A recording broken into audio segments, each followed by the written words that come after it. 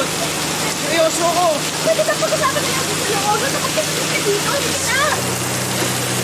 Please, sabihin mo sa akin. Ano talaga nararamdaman? Kahit konti lang, oh.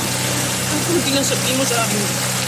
Hindi ba totoo yung naramdaman ko na magkasama tayo yung tatlong ng dati ng asawa? Hindi ko anak. Hindi ko naman ako. Third, Please, ano na naman? labas tayo this weekend. Ako na bahala magpaalam kila tita. Busy ako, may iba akong lakad. Eh di, sama mo na lang ako sa lakad mo. Please, ang kulit mo, no? Hindi nga pwede. Sungit mo naman. Sige na, sama mo na ako, ha? Sige na! Libre ko. Papayag din yan. Please.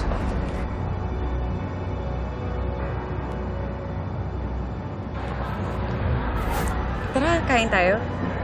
Okay. Leave mo ako, ah. Ako naman ngayon. Anong gusto mo? Ah, Let ko yung basikat dito. sige na. Ayun. Thank you.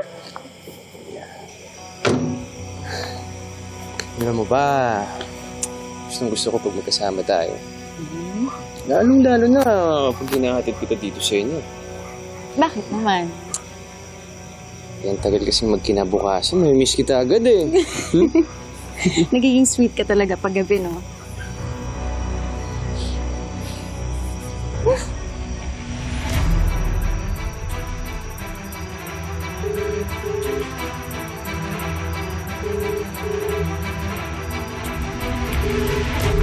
Maraming salamat sa pagsama sa ating istorya sa Tadhana. Nakaka-relate ka ba sa ating mga bida? Nako, i-comment mo na yan para sa iba't ibang kwento na punong-puno ng pag-asa at inspirasyon. Mag-subscribe na sa GMA Public Affairs at YouTube channel. I-click na rin ang bell button para lagi kang updated sa pinakabagong storya ng Tadhana.